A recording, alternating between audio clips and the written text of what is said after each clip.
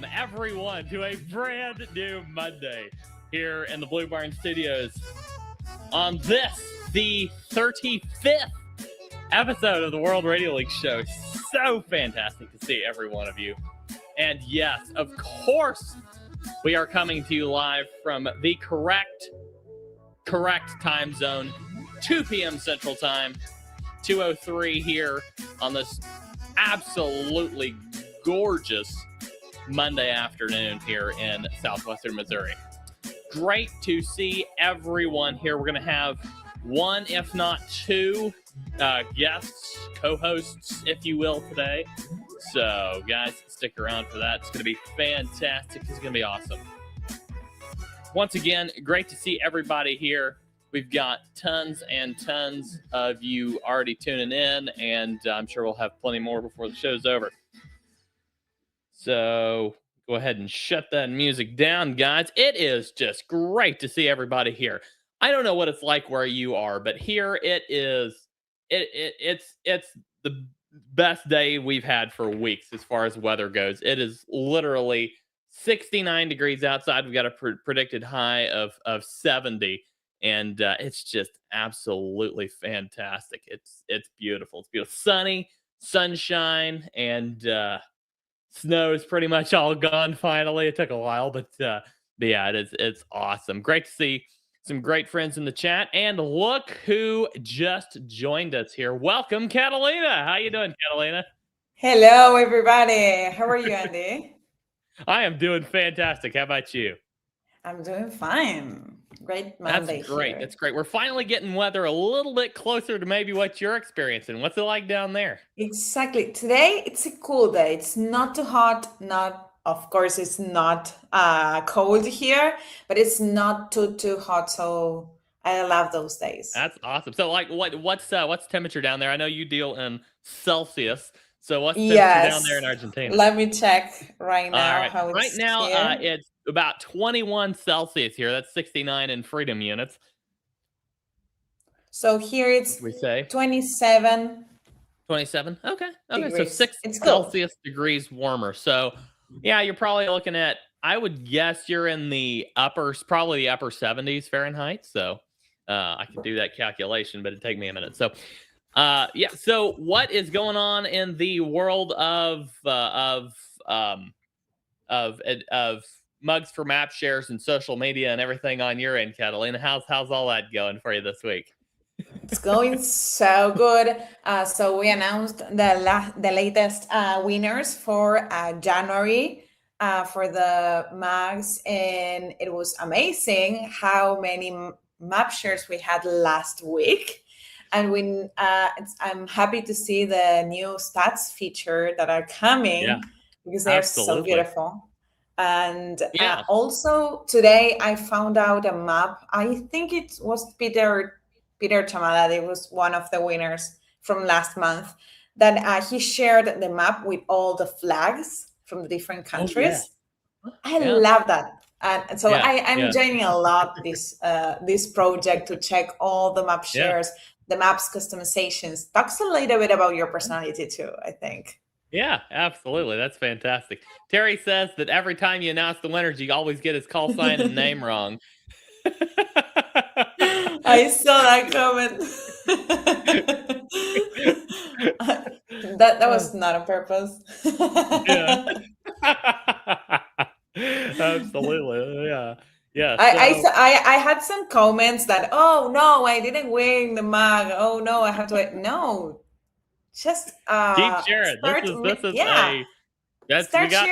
plenty more months to win. This is a continued project. So keep sharing your maps. Keep sharing your maps. Absolutely. So we have several updates for you this week. Just we'll dive into some details a little bit later, but just remember, Orlando Hamcation is this weekend, February 13th through 15th. If you attend Hamcation, you'll likely see James, Jim, and James's wife Valentina, who is not the same person as Catalina. The same. Valentina is originally from Venezuela, and she moved to the U.S., married James, and they will be attending Hamcation together. From what I've heard, that's right, isn't it? She's going to be It coming is. along with him. Yeah. So Yes. you'll get to meet her and Jim and James all at Hamcation. So Yeah, we will yeah. have some volunteers too. Yeah, absolutely. We've got several volunteers. Who all do we have volunteering right now, Catalina? Do you have a list of who all we've got? Yes, we have Pota Power will be there joining Ham Radio Prep and World Radio League. We have, let me check all the list, but we have Ken, that he collaborated previously on some other events, and also he represented us on an event where I have this. Let me check.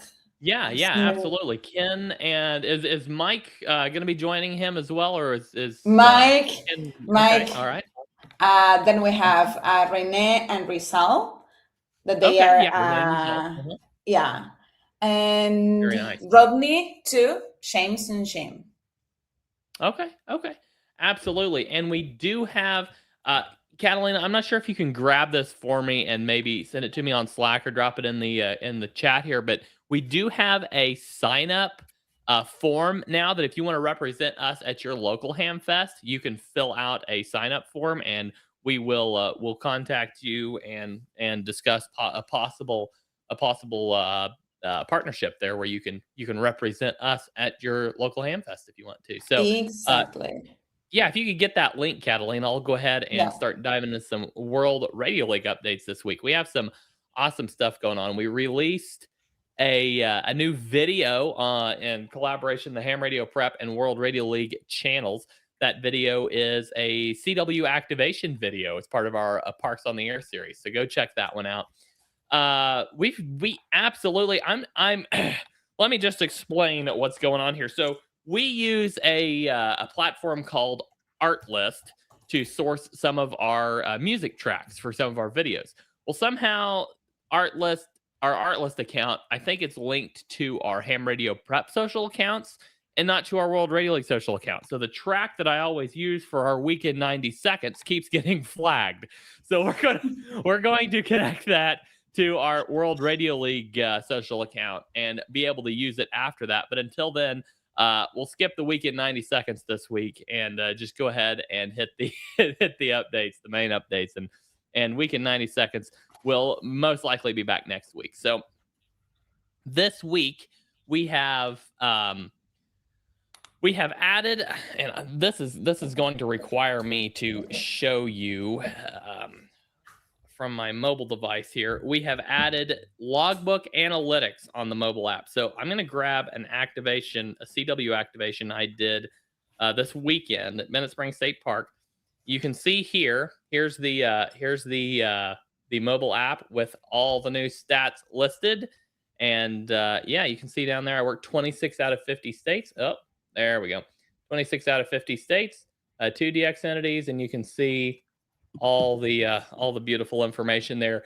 Huge shout out to Najim, one of our developers, for doing an awesome job developing that. So that is now live on mobile apps everywhere. So Play Store, Apple App Store, it's available. So go update your app to the latest version to get a hold of that. We are in the middle of releasing some really cool map updates, and I will show you this. This is a sneak peek as to what we've got coming. So we now have here we go. We now have themes on we very soon will have themes. Hey James, how you doing? Hey, don't let me can you hear me? Yeah, yes. We can hear you just fine. Okay, good. Don't let me throw this off. I like this part. All right. We now will have, as soon as this launches, this is going to launch as soon as, I believe, tomorrow. We will now have themes on the mobile app. So this is the POTA theme. You can see in here we've got a whole list of themes. One of my absolute favorites. I love this theme. This is a stroke of genius by our developer. This is the Pac-Man theme. So you now have a Pac-Man map theme you can share. This is absolutely awesome. I love this. I And actually yeah, played Pac-Man recently. I are you found like one serious? of the Pac-Man machines at a pizza place and play a little bit of Pac-Man. So maybe I need to do a Pac-Man map share. That's awesome. Yeah, so and then we also now will we're also introducing the globe view. So you'll have a nice, beautiful globe view on your mobile app. And yeah, we are using a new map service. So this is gonna be fantastic. It's gonna be a very smooth experience. And of course, you'll have the original. You know, if you like the original look, you'll still have the original theme available. So yeah, that is all. That is all going to be available. I believe it's scheduled for launch for release tomorrow, so you'll likely see that start popping up. I think it takes like 24 hours to approve in some of the app stores, so you'll likely see that start popping up tomorrow, Wednesday, Thursday ish. So look forward to that. That's awesome. So Are we we talking? have Are a we? couple. We I have a got an. couple of other things, a couple other updates to get to. James, go right ahead. You're No, we I didn't get was to cover gonna your. for our beta testers. I had one more. I don't. You might be getting to the followers feature, or do you want me to? Not Can I yet. send a little? I actually forgot about that. Go ahead and show it. I'm gonna cover the confirmations import. So go for it. Go with the followers, and then I'll. Yeah, Okay, this is we really got cool. another Lay feature out coming. if you don't mind, kind of lay out what this does, how it works, and then you can demo it. Yeah, exactly. So let's say that you have, like in my case, Andy in Zero APX, he's somebody that like I chat with a lot. Probably Mike in the chat, K and HH, probably some, Terry, maybe Terry not. No, I'm just kidding, Terry. But we have like, let's say you've got a couple, guys or gals that you mostly keep up with in the ham radio world. We're thinking, wouldn't it be nice to have a way to kind of keep track of those? And we kind of thought, do we want to do friends or do we want to do followers? Well, I think what we landed on is we want to do followers and we also want to do clubs. So there are going to be clubs getting built into the World Radio League platform. But first, we're going to, there's Rod, and Rodney's in here. Rodney you'll definitely, I'll be following you as well. So for all of you guys out there who are beta testers, get excited because this is already ready for you to beta test. So you should have your dev environment. If you need the link, then we can. Yeah, I'll drop the link in the chat right now. Okay, cool. Yeah, so go in there, get into your dev account, play around with this, but you'll have the followers and following. So you can see, this is actually, look, G3 LRC Dave is actually following me on the dev site. So I don't know how he found my dev account because my call sign is James Test Dev, but pretty funny. So and I'm following him, so you can see the user's followers and things like that. Yeah. So play around with this, have a little bit of fun. I think I'm trying to remember what levels we're going to release this. I think every level you can follow people, but you can't see other people's followers. So there are some. This is gonna have some premium availability, and that's where we get into when you go into our different plans. Most of the basic stuff is going to be on free, right? And then as you get into some advanced stuff, this is kind of diving into some of the more the advanced features of the following feature. So following and being followed is available for free, right? And I didn't show my screen on any of that, did I? No, No. I didn't know you were trying. Okay. So sorry. Being followed is both available for free, right? Yes, exactly. Yes. Following and being followed. But so like, let's see, look, Brad in here, for 5 comments to say, get Brad on the show, Brad will come on the show, right? But Brad, come on to the show, Brad. So we could see Brad, I can follow him, right? And now you can see that he has followers. But I can go to my profile and I can see like who's following me. Well, actually, I don't have any followers. That's pretty sad. I have 0 followers, but it is my test dev account, right? So I followed your N0 WRL dev account. You got 2 of them. I think I created too many dev accounts now. I don't even know what I'm doing anymore. But yeah, here we go. There's Brad's. Terry, like having your own personal stalkers. Yes, we should just call this feature stalkers. So yes, stalkers are officially supported in World Radio League now. If you want to have stalkers, like let's see how many stalkers N0APX has. Oh wait, do you not have it? Oh, you know what? I think some of the data for call sign search we haven't ported over to dev. So like if you're in the dev environment and call sign search doesn't work, yeah, that doesn't mean that call sign search is broken. We just didn't port all over the data. So there we go. There we go. Now I'm following. Yeah, and if you scroll down there, you can see the a little above that. There you go. You can see followers and following there. There you go. See, Cool. I have a VIP account, so let me share my screen. Yeah, let's see. What does it look like as a VIP? Yeah, let's see here. Let me share my screen here real quick. And by the way, life and VIP have all the same permissions, but life is just you have VIP for life is VIP. It's just it's just lifetime access to VIP. So exactly. So VIP is the top level, right? It's the you get everything basically. Exactly. So yeah, let me go ahead and take a look here. So if I go and I find here's mine, this is my. I just created this today. So for some other testing I'm doing. So let me go ahead and jump over here to N0WRL. So I can see here that following, if I go down here to followers, he's got 3 followers and he's not following anybody from his N0WRL account. So that's that's how that works. And see, you can check somebody's followers and follow those followers if you want to. So yeah, very cool. All right. That is such an awesome feature, and it'll be really, and it will actually lead to some more new features that are like, you can turn on this isn't part of this feature scope yet, but down the road you'll be able to turn on call sign notifications, spotting notifications for the people who follow, who you're following. So you can say, hey, I'm following James. I want to be notified whenever he's on the air. So it was actually funny. We were on our whole full team call this morning, and we're releasing the followers. Andy's like, "Can we just go ahead and make it so you can get an alert anytime one of your followers?" And I was like, "Andy, let's do that as another feature. Let's do this one first, and then we'll add that next feature." But Andy's always a step ahead. You could say that for sure. Yeah, absolutely. All right, sounds good. All right, next feature in testing. Let me just go ahead and demo this because I need to actually. I've got all kinds of.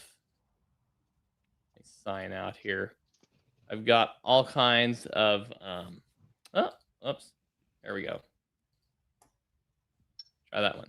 Okay, I've got all kinds of test data in here, so it's not going to be perfectly clean. But I'm going to go ahead and run this test real quick. Let me grab. This is going to take me just a second to run. This is importing LOTW and QRZ confirmations. James, if you want to talk about that for just a second, I'll get this ready and run it. Yeah.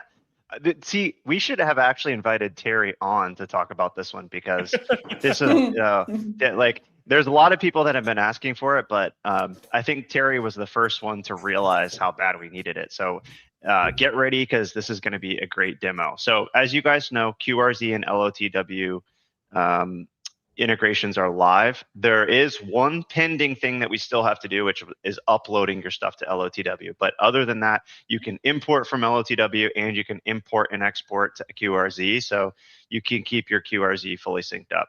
Now, let's say that you do that import and it'll bring over your confirmations from QRZ and LOTW on the initial import. But then, somebody goes and confirms it later on QRZ. You want to get all those new confirmations in too. So what we call, maybe it's not the coolest name in the world, but it's very accurate, is rechecking confirmations, right? So it'll go to QRZ and LOTW and it'll recheck those. So over to you, Andy. Yeah, absolutely. So this is going to be rate limited. Once every 24 hours, you'll be able to run this check. So you'll go to QSO Manager, select all your contacts, click Recheck Confirmation. I'll run the recheck here, and this is going to take just a few minutes. But basically, what it's doing is it's taking your existing contacts in your World Radio League account and comparing them against your QRZ and LOTW accounts. And any contacts that are confirmed on QRZ and on LOTW, it pulls those confirmations in, strips any duplicates out, and loads them into your logbook. So that's really cool. And we'll let that sit there. If you have a large logbook like I do, it'll take a little bit of time. So we'll let that sit there and percolate for a few minutes. And we can see that. We can see that in our, like, if you go to your activity log, does it like show it in your, like, does it show it's happening? Let's take a look at that. Yeah, absolutely. Yeah, let me go ahead and show that here. So you can see, well, let me share it. There we go. You can see you'll get this. There we go. You'll see you can get this spinning notification up at the top that tells you it's working. And then you've got these two entries here, recheck for QRZ and recheck for LOTW. If you don't have one or the other connected, if you don't have an LOTW account, you just have a QRZ account, it's just going to pull them in for the one. If you've got them for both, then it runs them both at the same time. So, yeah, absolutely. That's pretty cool. Chris is asking a good question. Any plans for comma separated for like 2-fers, 3-fers, that type of thing on the park entry? Yes, we do have plans for that. That's not implemented yet, but you soon should be able to enter comma separated parks. It is important to note that you can add them. You can add multiple parks. It's just not with a comma, right? You just select exactly. Each one. So yeah. So basically, the flow right now would be if you're hunting, then you would go to their park and go, enter the first one here. We'll let that. Do that search. Let that one. If you're in dev, the park references probably aren't in the database. Yeah. Okay. Yeah. Oh, some of them are. Some of the parks are. So you can add one, and then you can add. Yeah, it's just there's a few. Oh, I think some of the newer ones are maybe, but not all of them. And then you can add a second one and just keep searching and clicking the button and adding them. And that's basically the same flow for if you're activating multiple. So we'll click this notification here, jump back over to our activity log, and still in progress. We'll revisit that whenever that's done. So the other thing that we're working on is there will be another, and this is for maybe more of you ham nerds. Not that all of you aren't ham nerds, but some of you might be a little more ham nerd than others. We are moving our World Radio League offline storage to a SQLite structure, and this is for the mobile app, and this is just some performance improvements and some size log size improvements, that type of thing. So that will be coming out soon as well. Very much of a back end update. You won't really see much of a difference. Did you want to speak any to that, James, as far as if there's not really going to be any front end impact at all, except maybe a size difference? It might be a slightly smaller app size. Yeah, so I would say the only thing that you would notice is, like, today, if you log offline for a really long time. So, like, let's say that you in the app today, you go offline and you're like logging like 1,000 contacts, like, before you get back online, you're going to start hitting some performance issues. I think you'll probably start hitting issues around if you don't sync your contacts after about 300 or so. I think you'll start hitting some issues after this update. You should, even on the mobile app, even if you're offline for 1,000+ contacts, like, you'll be totally fine. Now, it's probably always best to go online and sync them up and have everything stored in the cloud. It's great to have a backup, and it's great to have a place to manage everything in one place, but that'll prevent you from that'll prevent you from having those issues. Yeah, absolutely. All right. So Terry's asking when the confirmation recheck will be live. We're doing final testing over today and tomorrow, and it should be live by the end of the week. That's the plan. I'm not putting a foot on it, but but that should be live by the end of the week. So is there an automated confirmation check? No, there's not an automated confirmation check. This is something we can look into implementing if enough people are interested. I can see value in that, but it's not something that we've implemented yet. At this point, it's honestly not something that, if you run it once if you run it once, it doesn't matter how often you run it. It's just going to, just update your data whenever you want to update it, once a week, once a month, however often you want to update it. It's really up to you. So, and we do have an upcoming release where we'll make it fully automated too, because there's something. So here's the other thing that just the interesting thing to think about is there's also different types of notifications. So you can get, different types of confirmations. You got QRZ, you got LOTW, and then you've got WRL. The best confirmations are WRL confirmations in our platform. And the reason is because if we have both contacts, we know that it's confirmed, and that's the best because it's the highest integrity, because both the contacts exist in the database and it's 100%, hey, this is real and it's actually confirmed. But we also we accept QRZ and LOTW as sort of trusted third-party confirmation providers, and we can't just go and accept anybody as a trusted third party because somebody could, like QRZ is a double-blind system. That's good, right? And so is LTW. So, but we will we're going to be doing a new release where we're going to actually go and recheck all the confirmations in a sequence. So it's going to check your WRL confirmations and see if there's new ones of those, and QRZ and LTW. So, but let's we'll get this one live first. Yeah, absolutely. And Sean brings up a good point. If you run confirmations at like a specific time, it's likely everybody's going to have them set to run at the specific time, and you could run into server overload issues, which is not a good idea. So Sean definitely makes a good point there. So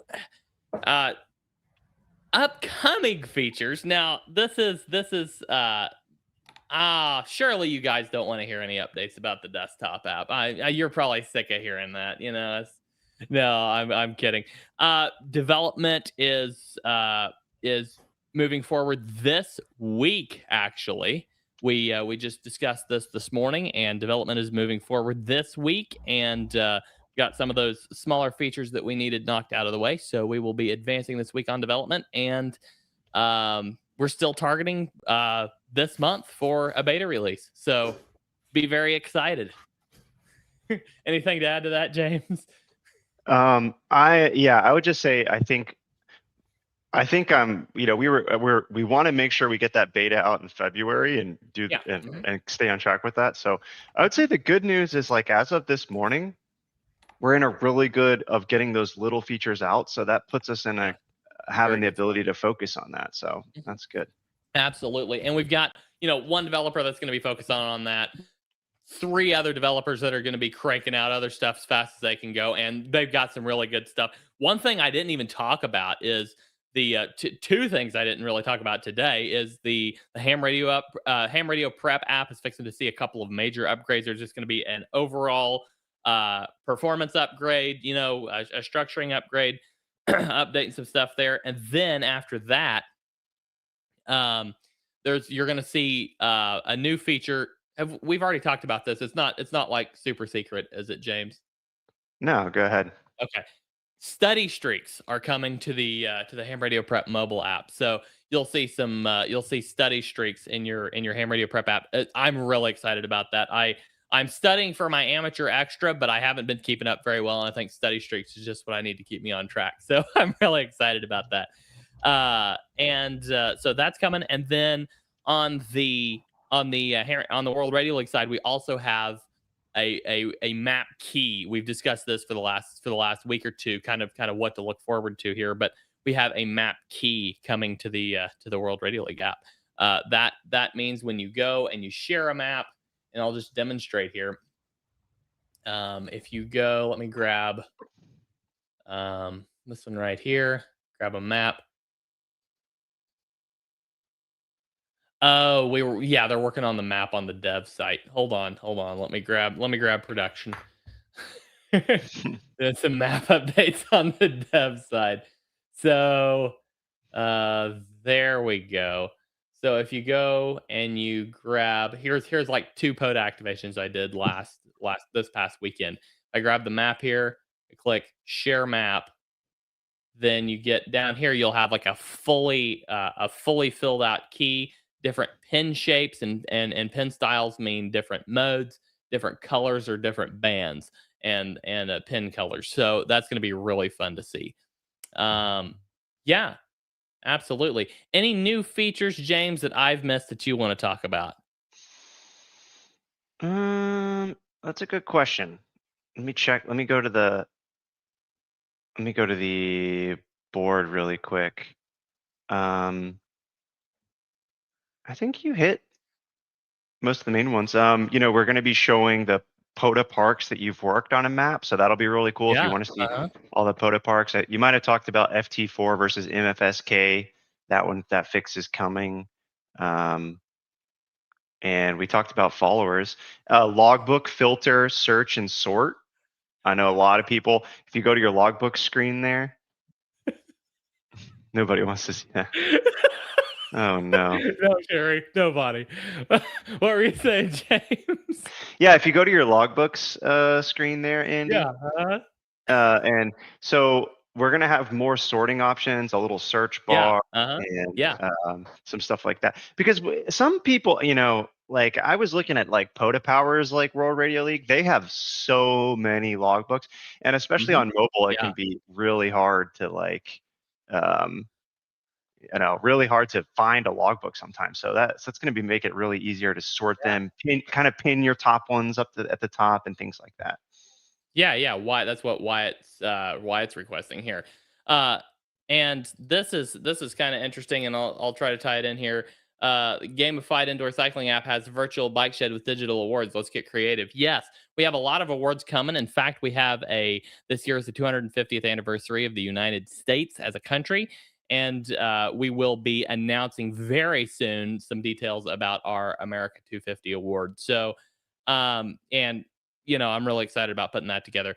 And but also, we have, I can see you maybe in your mind you're correlating a virtual bike shed to like virtual ham shack kind of a thing. And this speaks to something else that we're working on. James, do you want to discuss the console that we're working on, or do you want to save that for next week? Let's save that for next week. We are working on a new dashboard. It's kind of a secret project, but I will say this too. we may want to have like a special session, Andy, that's just maybe with some of our members and go and just show them the whole roadmap, because we do have a pretty big map. But we always on these live streams, we try to give you guys the stuff that's coming and you get to see it before it's coming. But maybe for the members, we might even go one step further and just say, this is what's going to come. Because when you take a look and lifetime VIP perk. yeah, exactly. All right. Sounds good. Terry says has 2 logbooks now. How does he get his general logbook to stay on top? Yes, that is exactly what we're talking about. We're absolutely going to have that. And cat control for Linux. I'm going to have to message Brad because that is I think they're working on that. They've been in the middle of it. It's probably about ready. So we'll see that.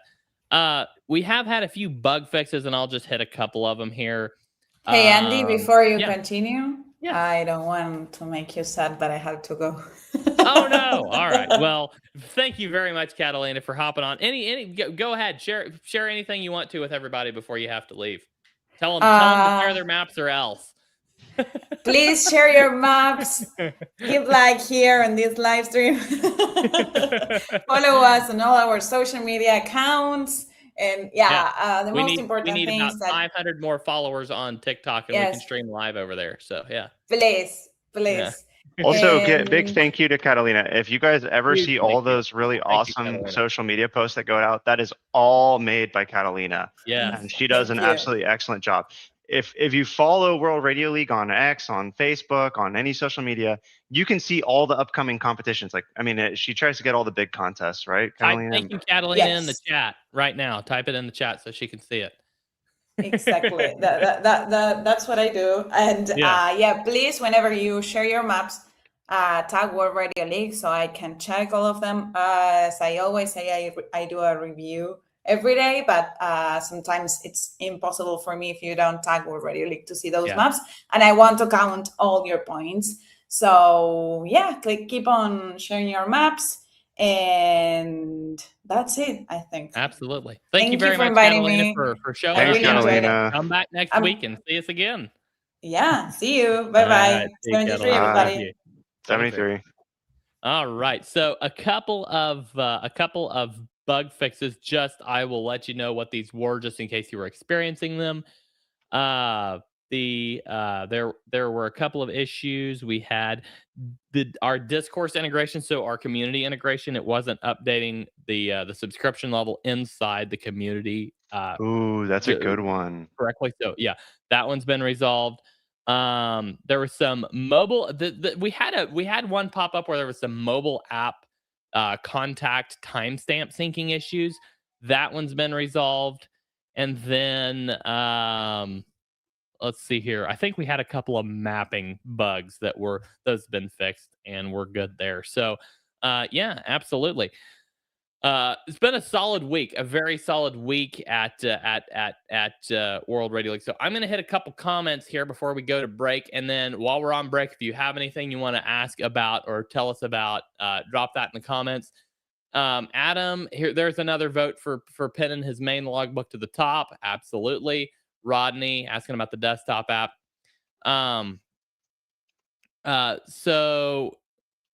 Rodney wanted to say thank you, Catalina. Catalina, if you're still watching, Rodney says thank you for all the help with the booth sign up. So, Rodney, on behalf of Catalina, you're very welcome for that. Looking forward to seeing you there, Rodney. Yeah, absolutely. I would love to be at Hamcation, but it just didn't work out this year. So we'll see. We'll see maybe another year. But I hope you're coming to Hamvention, Rodney, because I want to meet you there. Peter is asking, he said somehow his World Radio League logbook has K0JJ and duplicate with K0JJ stroke mobile, as a few of them like that. How can he clean it up? Peter, if you submit a bug report and kind of maybe a couple screenshots of the issue, we've got a team that will jump on that like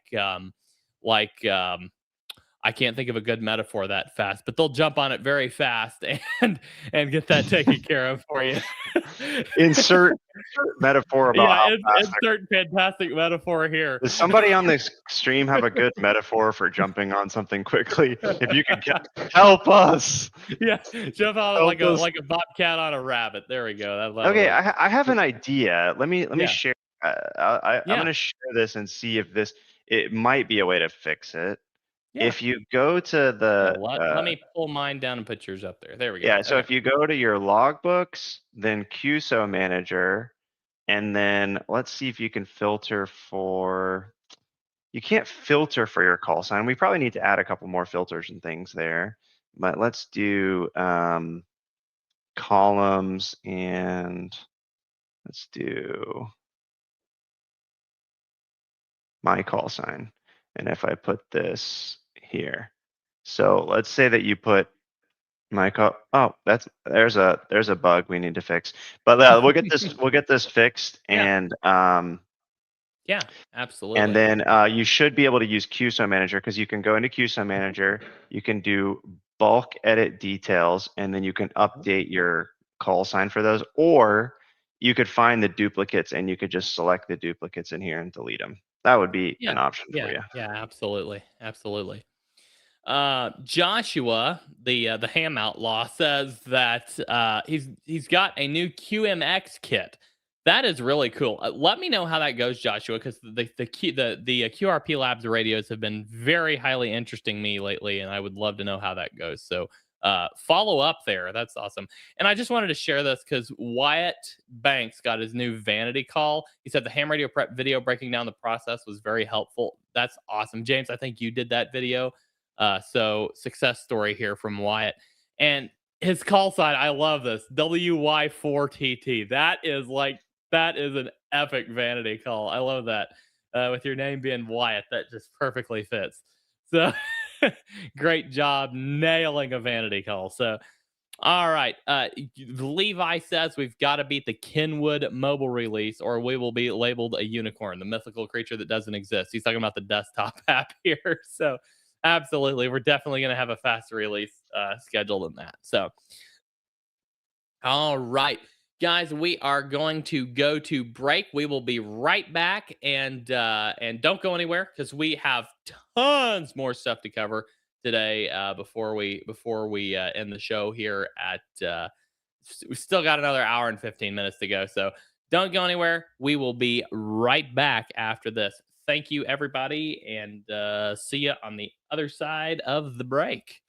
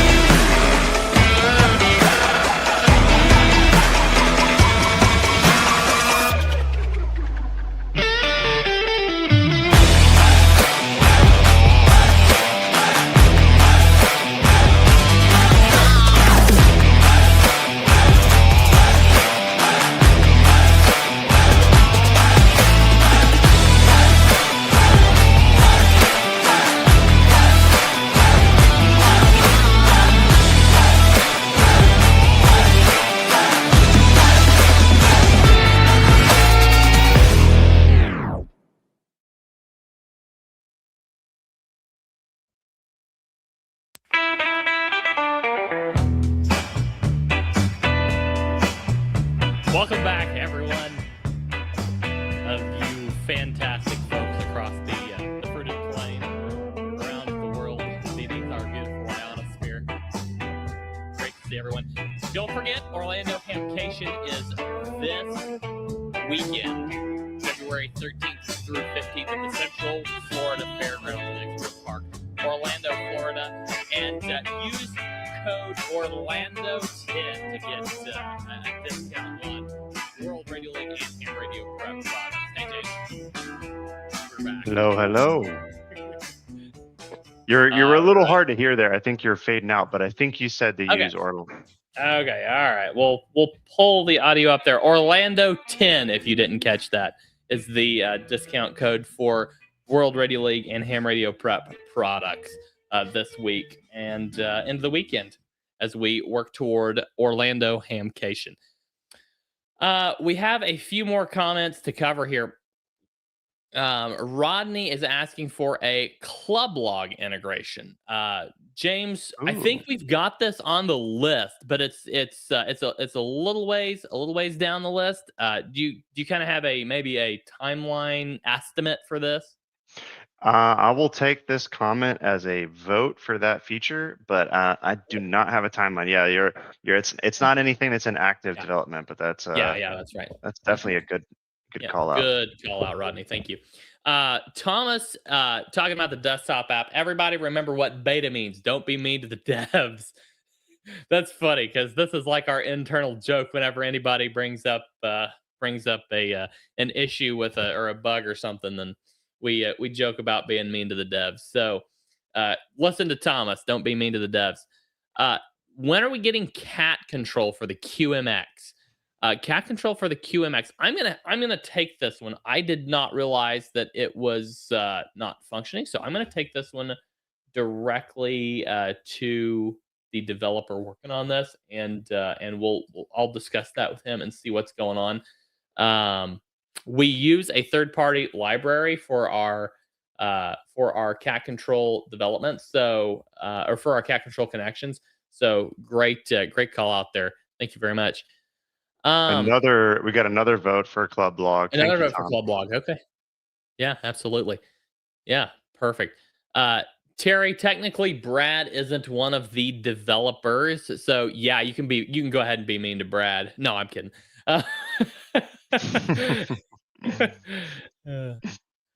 Joshua says I'll post about it in our super secret CW. Okay, thank you, Joshua. We'll not talk about that on air. Sorry about that. All right. As much as Andy likes mice, you would think he'd want to go to Orlando. I'm not sure that I catch that. Oh yeah, now I get it. Yeah, sorry, I'm not up on all the. I'm not a huge Disney fan. I just don't follow it, so it took me a second to catch that one. And Jesse says need more Mike, less music. Thank you. I will remember to dial my knobs correctly next time. Thank you for that. All right. We have Orlando Hamcation this weekend. Second largest annual gathering of amateur radio enthusiasts in the world. This is a big one. It's a major ham fest combining a trade show, educational forums, flea market, contests, testing sessions, banquets, awards, and social time with hams from around the U.S. and overseas.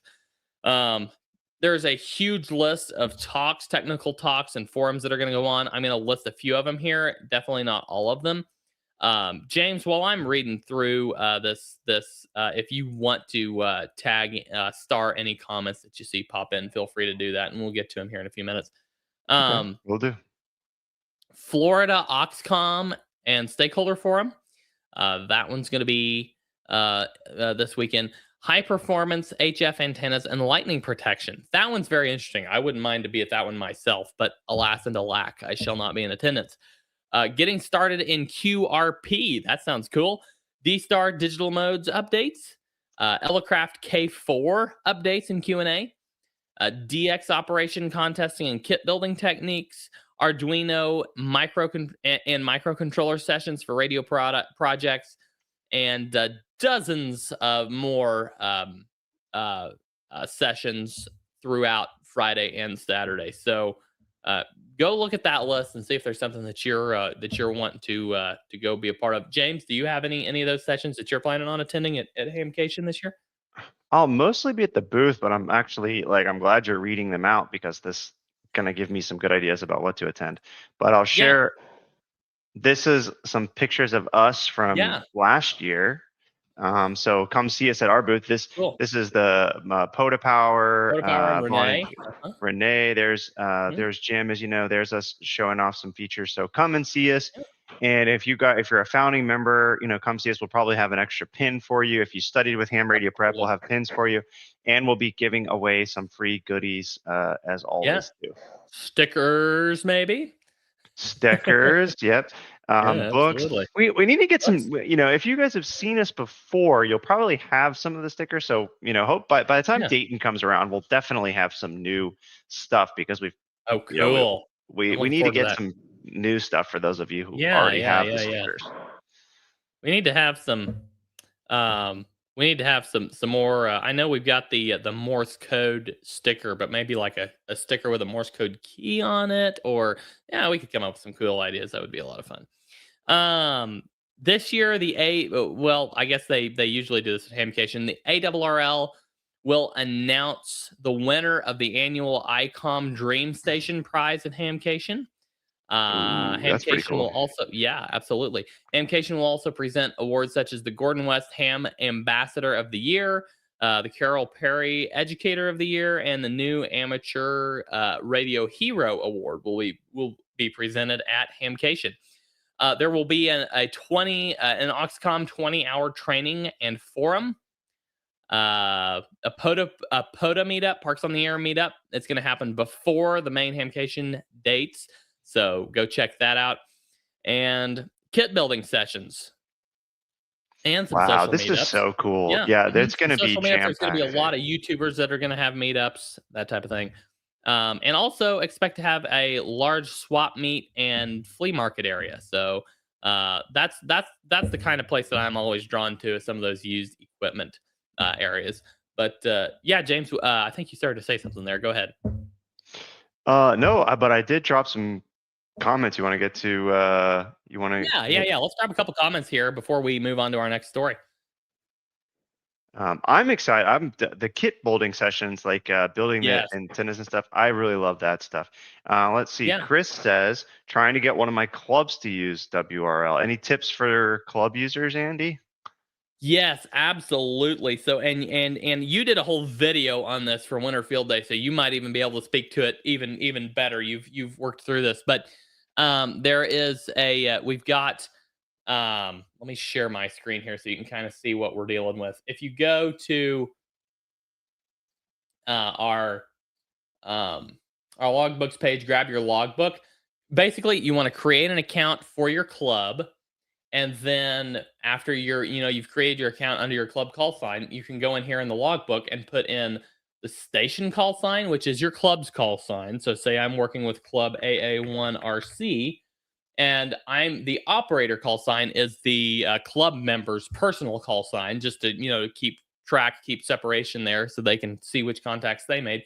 You put that there, and then save that, and then all the contacts you log will be logged using this call sign. That's the call sign used on the air, the station call sign, and then the operator call sign is the personal call sign. If there's nothing in the station call sign, it defaults to using the operator call sign. So, yeah, I hope that clears things up as far as how that works. Now, we do have a lot of really cool club-oriented features coming later this year, so stay tuned. It may get easier and easier as the year progresses to talk your club into using World Radio League. So, yeah, stay tuned for some of that.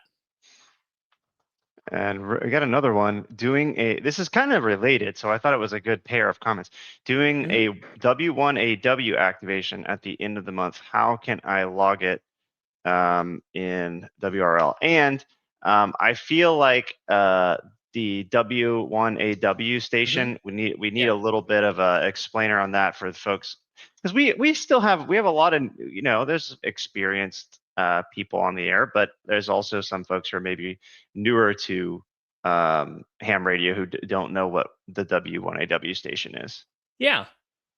So the W1AW is the ARRL's headquarters station. This year, they are doing the year of the club. And so clubs all around the U.S. get to use W1AW stroke whatever for a special event call. At some point throughout the year, they'll have, a period of time where they can use W1AW stroke their call area, which my call area is 0. So if my club was to do this, it would be W1AW stroke 0. I think I've worked W1AW stroke 7 on the air. So, if you're part of that and you're going to be operating that special event station, then the best way to do it is to put under the station call sign W1AW stroke, whatever number you've got. And then up in your call, in the my call sign operator field, put in your personal call sign. And then, your account will get credit for those contacts, but you'll be using this call sign on the air. Very nice. I'll show some. I found this. I don't know if this is actually 100% accurate or updated, but this is supposedly what the W1AW station looks like. Yeah, so it's a beautiful station for sure. Yeah. Mm-hmm. Yeah, yep. You've got 2-meter crossed Yagis at the top. You've got a 23 centimeter Yagi, 70 centimeter Yagi. You've got a 4-wire 80-meter cage. That's interesting. So it looks like they have the 80-meter cage going across from 2 different towers, I think. Cool. And then they have a satellite tower. So this is the satellite tower. 60-meter dipole. Yeah. So I 60-meter guess they, dipole. Wow. yeah, so you can see this tower looks like it has some bigger Yagi. So this must be the satellite tower, and then you have like some bigger Yagis on this tower, I think. That looks pretty cool. Yeah, absolutely. I like what Joshua says. If your club doesn't use the World Radio League, you need a new club. No, I wouldn't go that far. I would just say you need your club to use a new logger. World Radio League for the win. I love the boldness, Joshua. I Yeah, love the boldness. absolutely, Joshua, crushing it over there. Terry says he's about to have his Elmer one over to using World Radio League. He likes the mobile app. Absolutely, mobile app is awesome. Rodney says he used World Radio League for his club's go-to station and showed the participants their map, emailed the QSO to them for their records. That's awesome. Joshua says W1AW is the mothership of ham radios. Philippe is asking, where do I find the form to fill in to promote World Radio League in Belgium if you're at a ham fair? I shared this link in the chat a few minutes ago. Let me share it again for you here. Here is the sign up link. Sign up there, and we'll be in touch with you setting that up. So great question. Let's see here. I actually do not know where the sign up for W1AW stations is personally. I don't know that. Maybe somebody in the chat can help you out with that. Peter says he operated W1AW about 15 years back, and they gave him a coffee mug. Hint, hint. Peter, keep sharing your maps. Putting out those map shares. You can get a coffee mug yet. All right. We have, speaking of the ARRL, the ARRL has announced plans and a theme for the 2026 ARRL Field Day. This year, it's going to be amateur radio, a national resource. So this is the 2026. Of course, it's always on the fourth full weekend in June 27th and 28th, 2026. It begins at 1800 UTC Saturday and runs through 2059 UTC Sunday, giving participants a full weekend to plan, set up, and operate under field conditions. It's the largest on-air operating event in North America, bringing together thousands of amateur radio operators each year. It's been held annually. This is cool. Since 1933. And combines that is really cool. Yeah, it combines elements of emergency communications practice, a public demonstration of the hobby's capabilities, social gathering with radio clubs and community members, and technical experimentation and skill building. Last year was my first field day with a club. I went out with my local club and made a few CW contacts with them. That was pretty fun. But I may even try. Who knows? I may even see if I can meet up with Dave to join to join up with their club this year. I don't know, Dave KE6GAE, the Hillbilly Ham. We'll see what happens. I don't know what's going to happen yet. Operators typically set up temporary stations outdoors in parks, fields, community centers, or club sites, often running off emergency power such as batteries, generators, or solar arrays. The emphasis is on demonstrating how amateur radio can be quickly deployed and effective when normal communications fail. The theme, Amateur Radio, a National Resource, underscores amateur radio's practical value beyond hobbyist activity, especially in areas such as emergency and disaster communications, in which amateur radio operators often provide vital links when traditional systems are down. This can be due to storms, earthquakes, wildfires, or other crises. Public service support. Hams can assist in community events, drills, and government emergency preparedness exercises.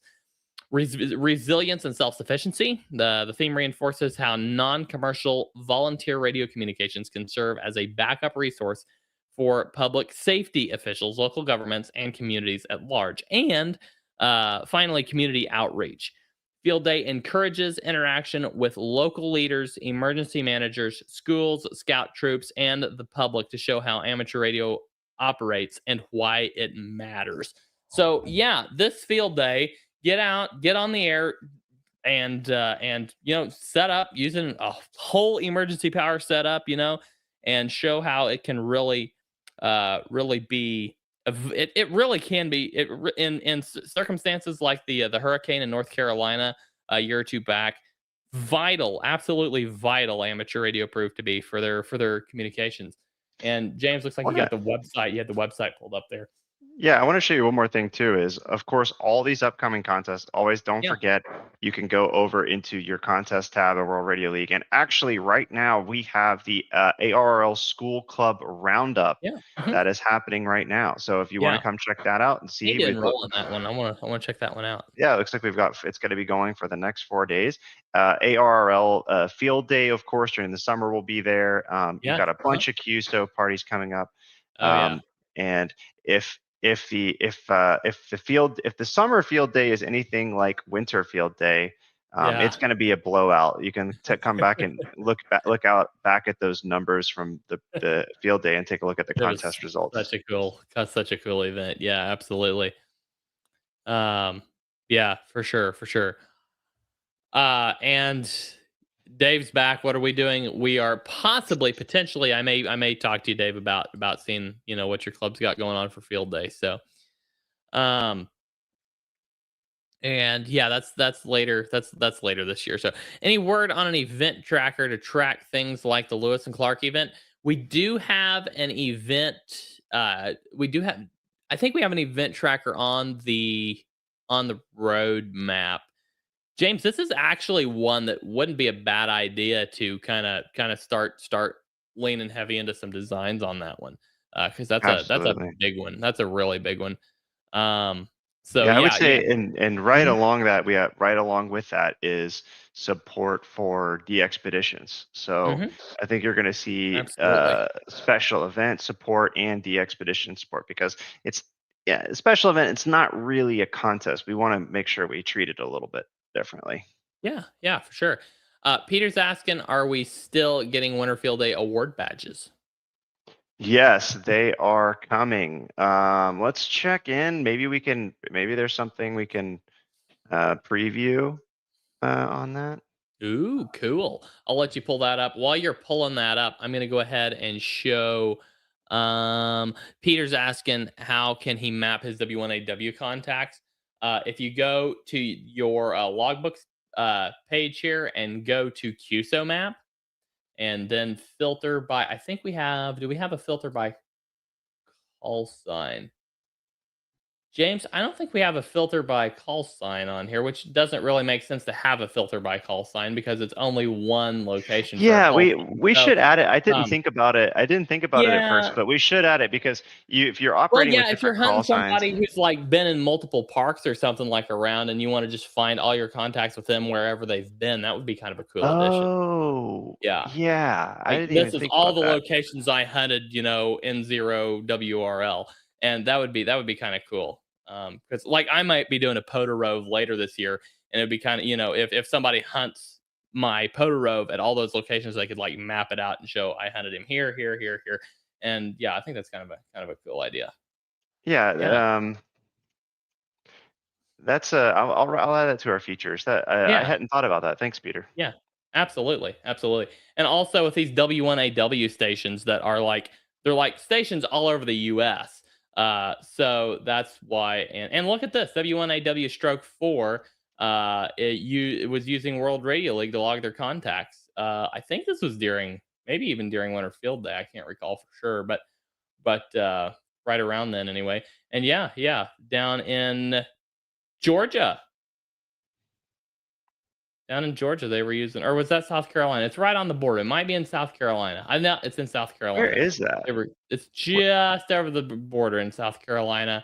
They were using World Radio League to log W1AW really cool. Stroke 4. Yeah. That's really cool. Absolutely. Yeah, for sure.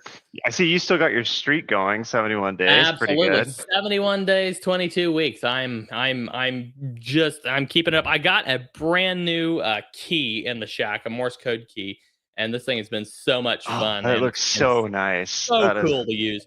Putakig, it's Chinese brand, but it's one of the best made Chinese keys that I've used. So not that I've used that many, but it's very well made. So I'm really happy with it. Really like it. And usually those kind of brands are just like gibberish for their brand names. Well, this one, if you read it backwards, it says "Geek It Up." So some thought went into that for sure.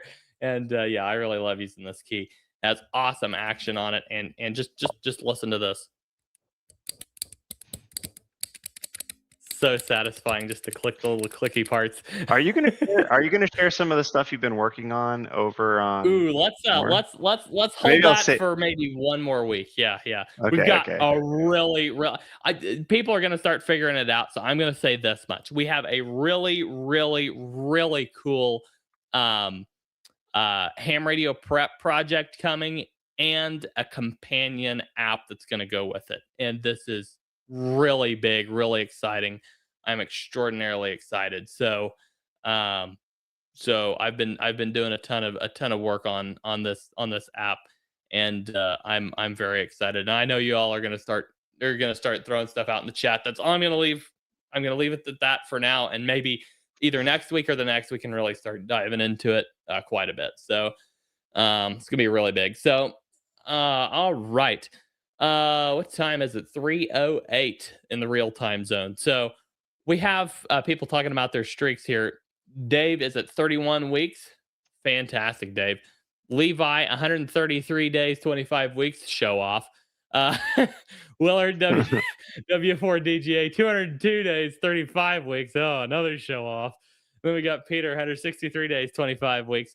Very nice, guys. That's fantastic. I think Brad's in the top like 3 or 4. He's way up there. Terry, 163 days, 29 weeks. Tom's asking if I said there's going to be no, there's not going to be a Poda Rove special event. I am probably going on a somewhat of a Poda Rove around Dayton Hamvention. There's a little bit more travel besides Hamvention itself that I'm going to be doing that weekend and the next week. So I'm likely going to be doing a Poda Rove. So looking forward to that. I think that's going to be pretty fun.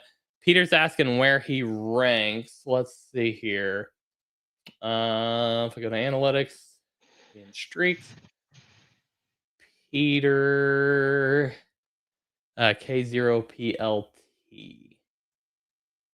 163 days. Not quite in the top 10. I'd say you're probably pretty close, but you're not quite in the top 10 there. Our top 5 are WV1DAD, Jeffrey, Zach, AI4ZD, Ken, KC8ZKS, Brad, K4AZE, and Richard, KF0QMI. Oh, there's Robert, KB6JFL, right, number 6 spot. Yeah, absolutely.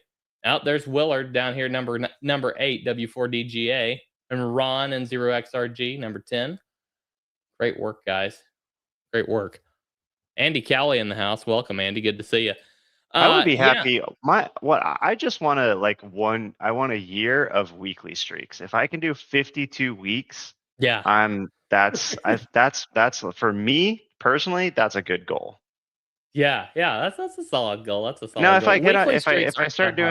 if I start doing more FT8, then it'll be easier to do daily streak. Most of your contacts are CW these days, right, Andy? A lot of them. I do some single sideband. I have an SSB rig in the car that I use for some Poda activations. I do some SSB from the shack, but lately I've been doing tons of CW. And I was able to do 21 words a minute for both activations on Saturday. That was fun, probably because of some of the practice I've been getting in with the super secret project. Wink, wink. So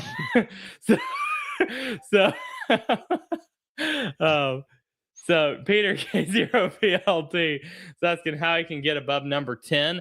You've got to outlast the guys that are up there already. Whenever somebody breaks, you get one. It's just a game of persistence. It's just a game of persistence. Yeah, absolutely. absolutely. Terry says the main antenna suddenly has high SWR. So what kind of antenna is it, Terry? I'd be interested to know. Suddenly has high SWR, so it hasn't been as active, been on its backup antenna. Terry, I would love to know what kind of antenna you're using for your primary antenna. Guys, we have a ton more news stories to cover after this break here. James, you're sticking with us, aren't you? Yeah, I'll stick around for a while. Awesome. So we've got Terry. Do you know if it's like is it a vertical? Is it an end-fed half wave? Is it what kind of what model of antenna is it? 83.6. Yeah, I'd be interested to know. It's like a vertical or an end-fed half wave or what you got there. We're gonna go to break, guys. We're gonna be right back and talk about the 3 Yankee 0 Kilo Bouvet Island the expedition. So talk about that on the other side of the break. Plus, we've got a story about the Brazil hams. We've got some Artemis 2 mission updates and ham size stuff, and of course, solar weather updates. So don't go anywhere. We'll be right back after this.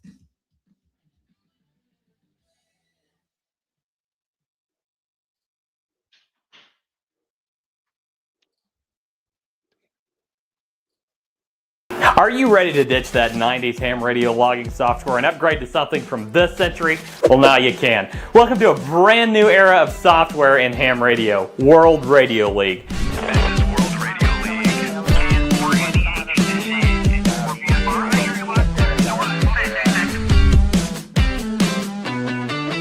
Whether you're a brand new ham radio operator just getting started or a seasoned veteran looking to upgrade your logging experience, World Radio League is the ham radio tool suite for you. Its sleek, modern design brings ham radio into today's world. No more digging through endless menus to find basic features. It's all right in front of you, ready to go with just a couple clicks. An extremely customizable logging interface is just the beginning. We integrate with 7 spotting networks to make finding your contacts that much easier. Plus, we offer many custom mapping and analytics tools so that you can view your contacts your way. We have all sorts of tools tailored to contesting, POTA, SOTA, WWFF, and other activities as well. And it gets better. With our cloud-based log storage, you can access your logs using our fully featured web interface in tandem with our robust mobile app. You can log into your account on any device and even log contacts offline, syncing them to your online account later. The best part? Logging with World Radio League is free. Just set up an account and start logging. Want to use advanced features like large log imports and analytics? Upgrade to a premium plan starting at only $3 a month. Join a huge community of ham radio operators at the fastest growing ham radio software platform available by creating your free account at worldradioleague.com today, or search for World Radio League in your favorite app store.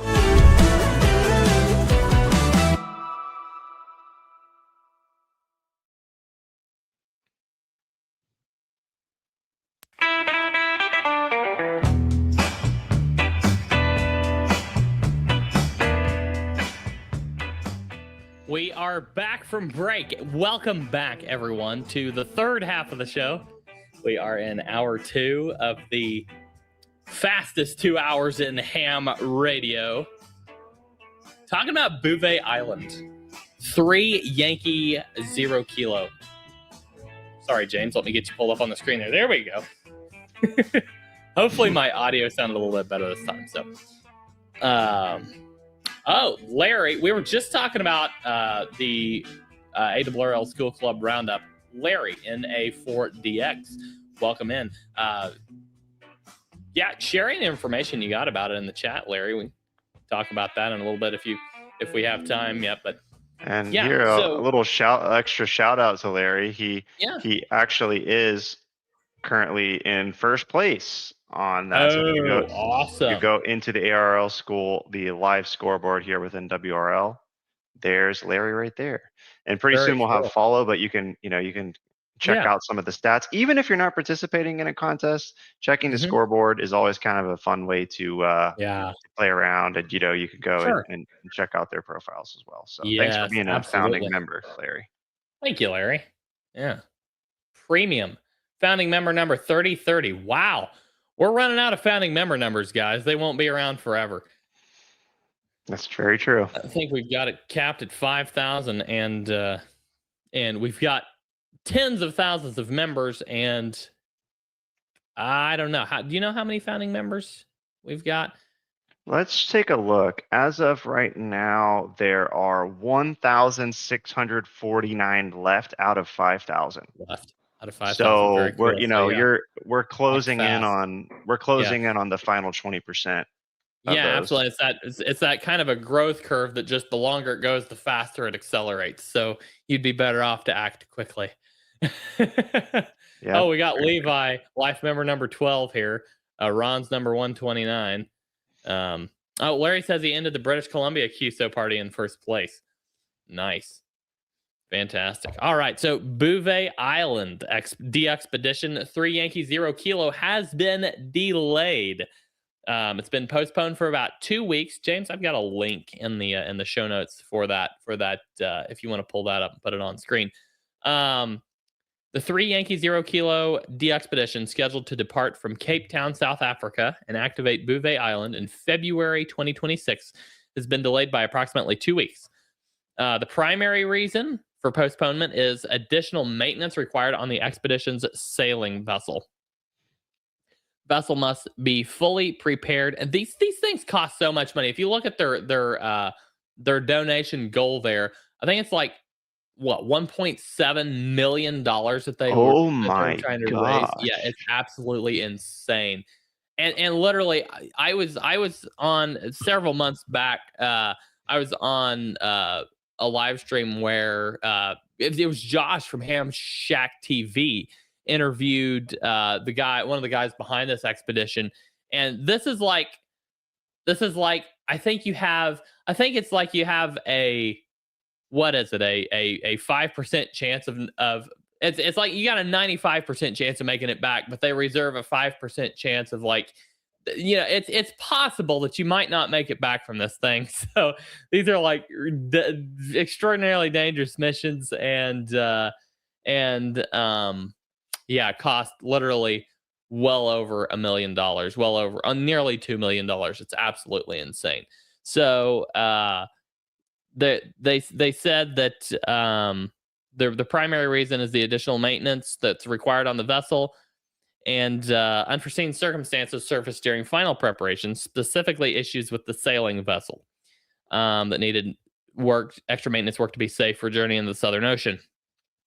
Safety is considered the highest priority for the team, especially given the remoteness of Bouvet Island, its ice-covered coastline, extreme weather, and logistical challenges of landing equipment and personnel there.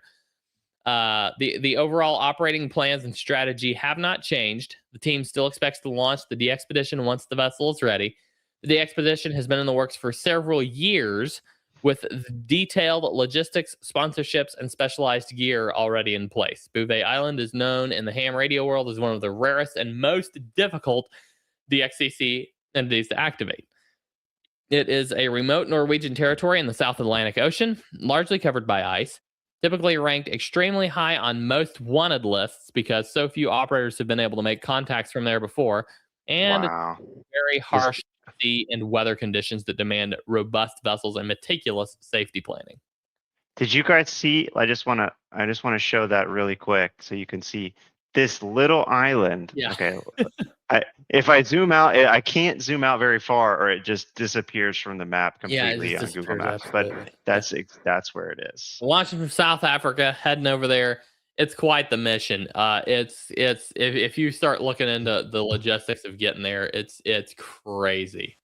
It's absolutely crazy. Yeah. So the 3 Yankee 0 Kilo leadership emphasized that this delay is disappointing but necessary, and that ensuring the safety of the team and equipment takes precedence over a strict schedule. With a delay of about 2 weeks, the new departure window lands approximately mid-February, likely around February 14th to 15th, although the team has not yet published.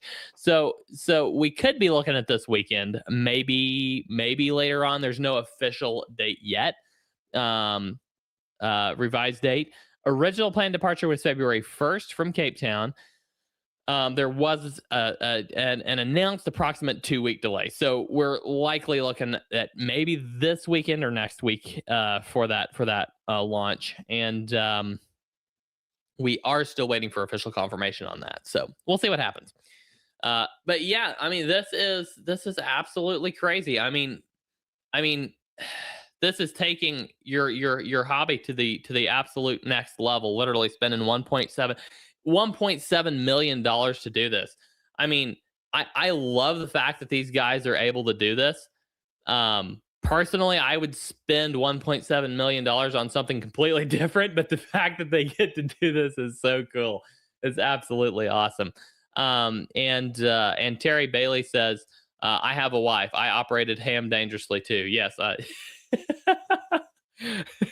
You may have even had less than 95% chance of making it out alive, Terry, in that case. But yeah, absolutely. So Brazil's ham celebrated an anniversary. James, you're the since Catalina's not here, you're the on-staff Spanish expert. Can you pronounce this name for me and tell us what it means? Okay, so first, this is Portuguese. So we're talking Brazil. So we gotta go to Portuguese here. Okay. We got Shows how much I know. Liga de Amadores Brasileiros de Rádio Emissão, or Labre.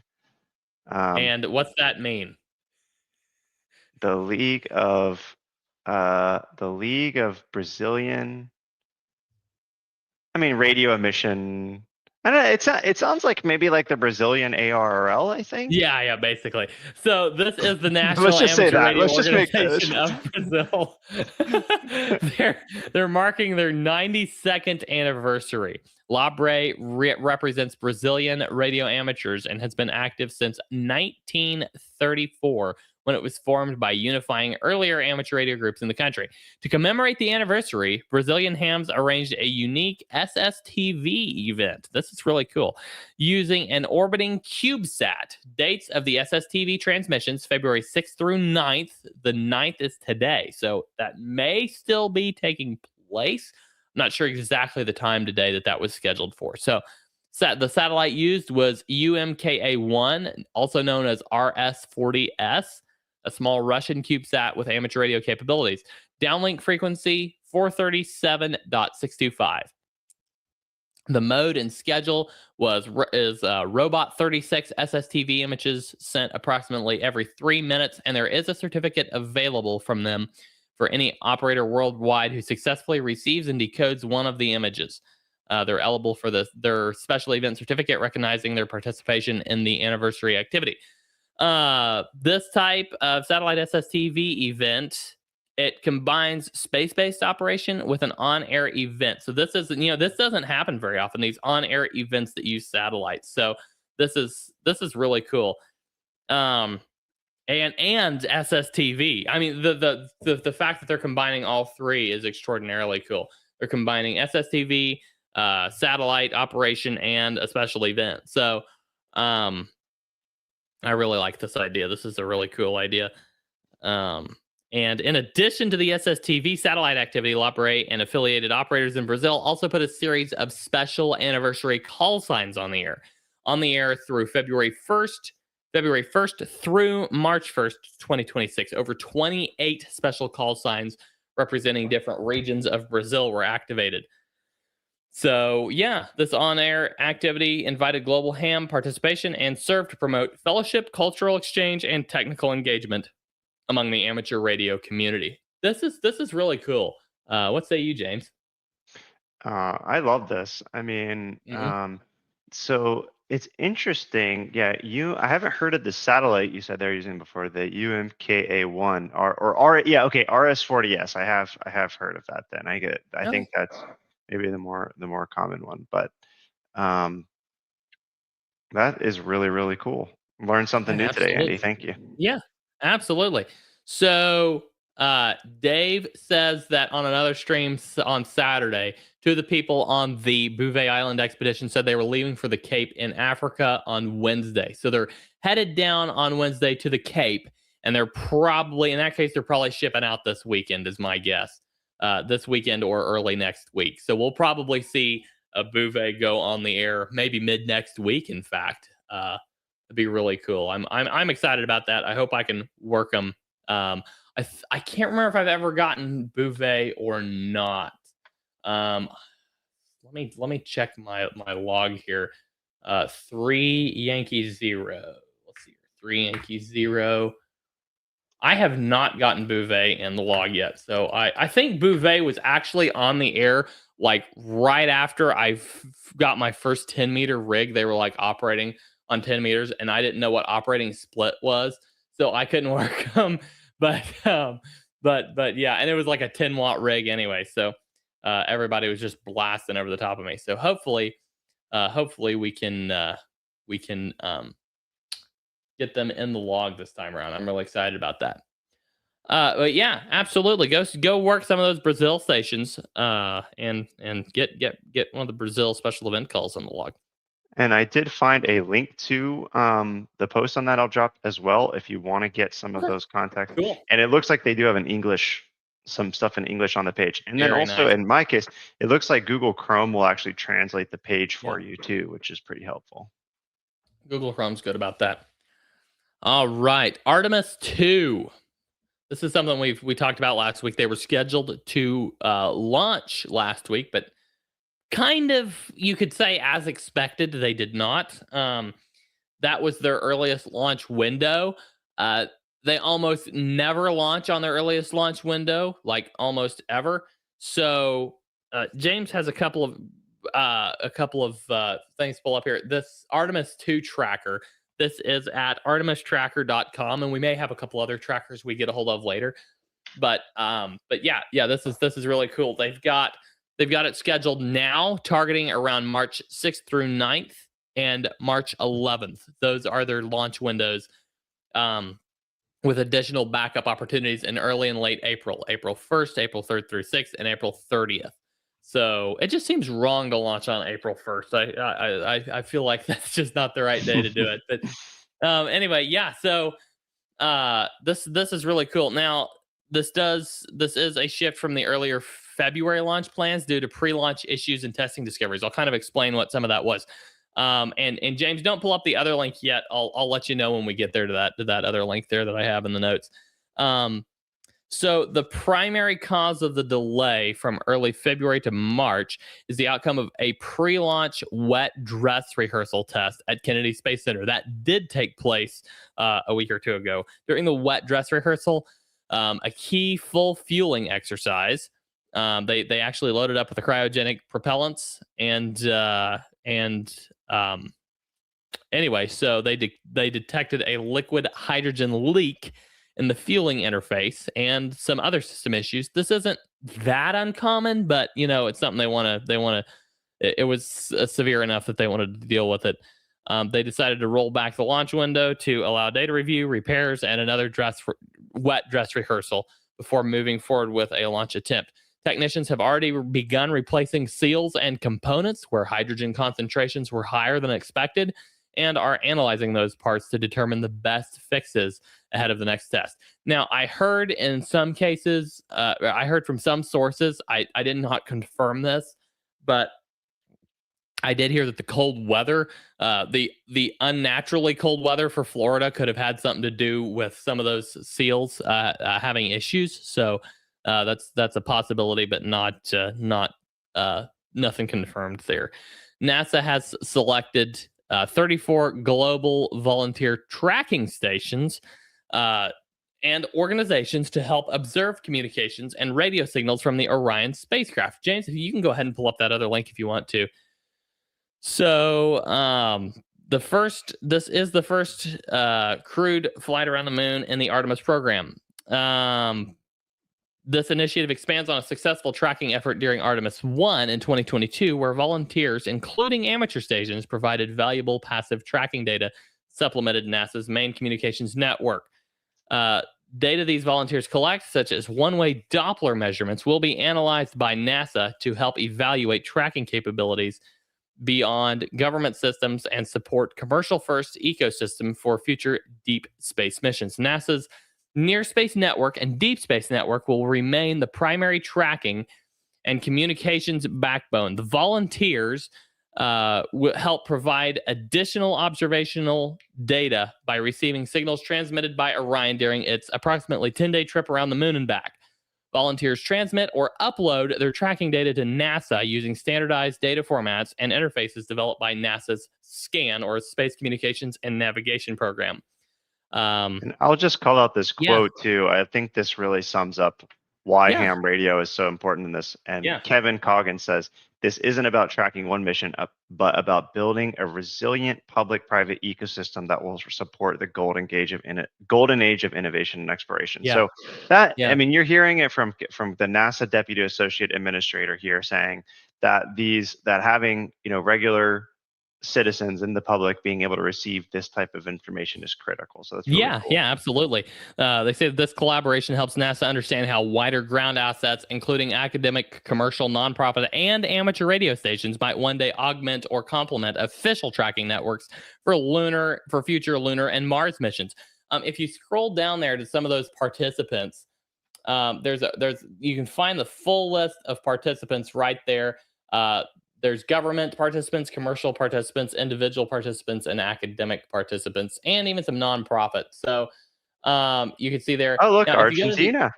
There we go. Yeah, absolutely. There you go. If you scroll up if you scroll up a little bit there, those 4 individuals are Chris Swear, K1FSD, amateur radio operator from South Dakota, Dan Slater, AG6HF, amateur radio operator from California, Loretta Smalls, AJ6HO, amateur radio operator from California, and Scott Tilley, VE7TIL, amateur radio operator from British Columbia. So all 4 of the individuals listed are licensed amateur radio operators and will be have been selected by NASA to participate in this tracking effort.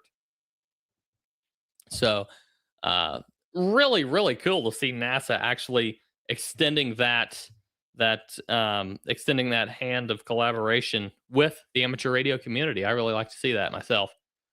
So very cool mission here.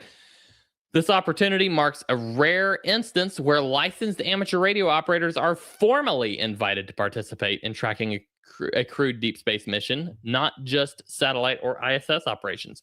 So this builds on kind of a long tradition of citizen involvement, like in Operation Moonwash in the 50s, where amateur and citizen observers were helping locate early satellites.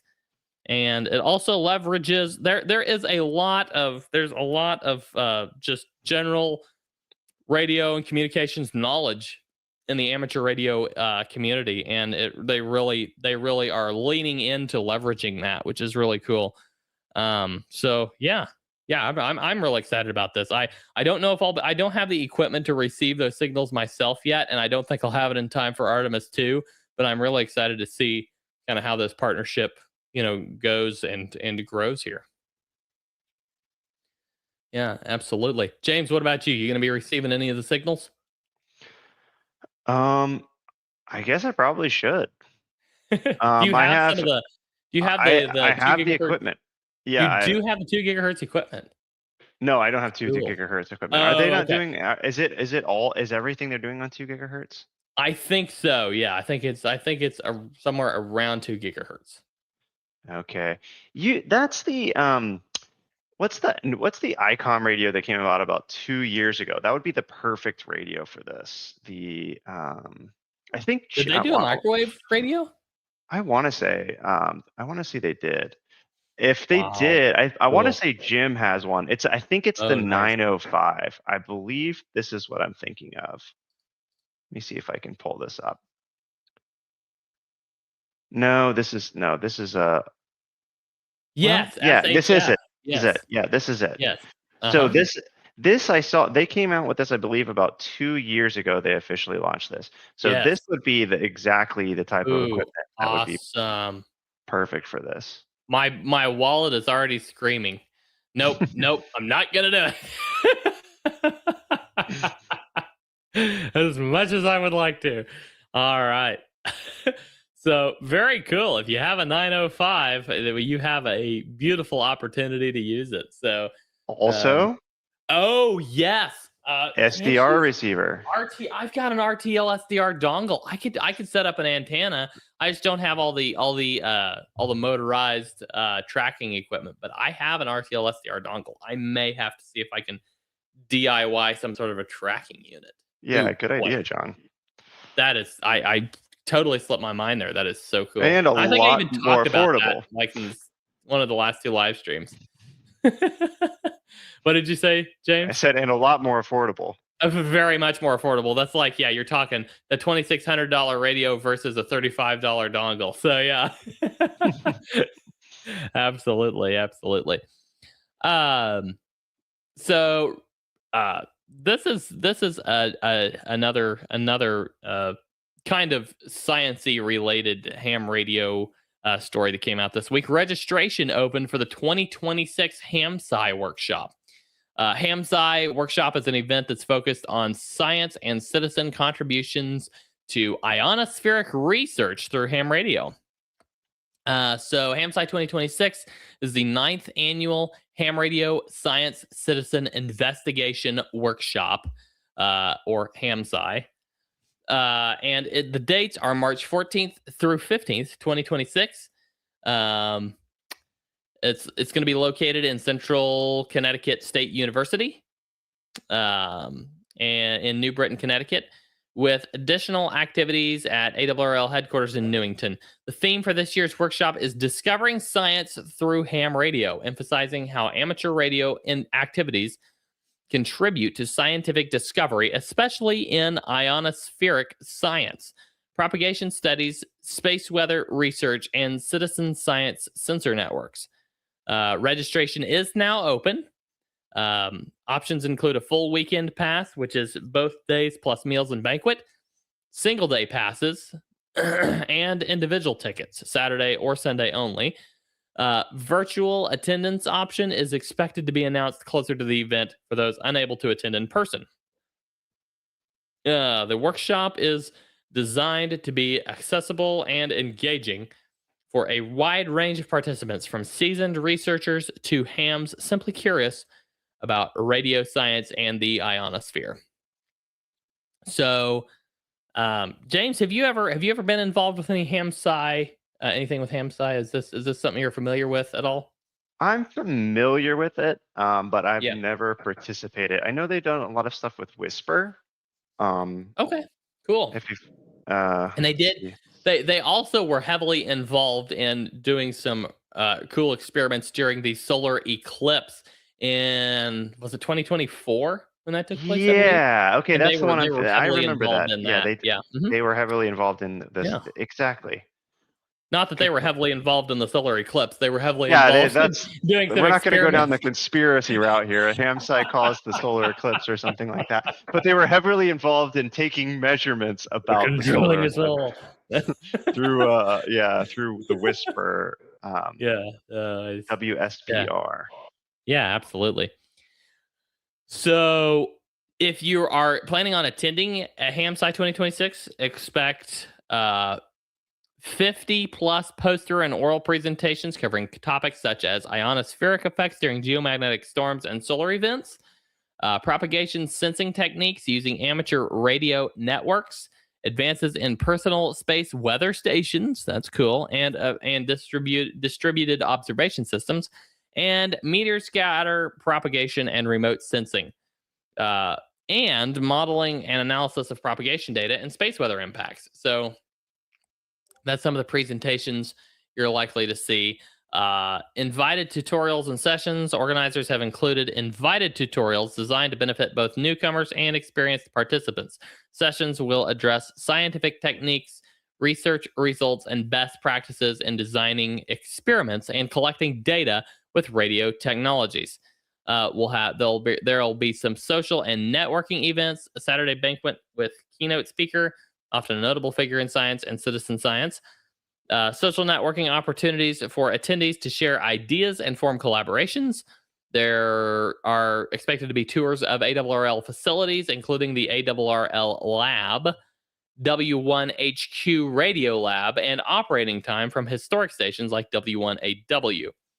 So You'll likely see a lot of licensed amateur radio operators there, citizen scientists, researchers and academics, and students, along with some technology developers and engineers. So really kind of a cool event. I've never been a part of. I've never been to any of those events. I have seen quite a bit of stuff from HamSci, but yeah, it sounds like a very, very cool event.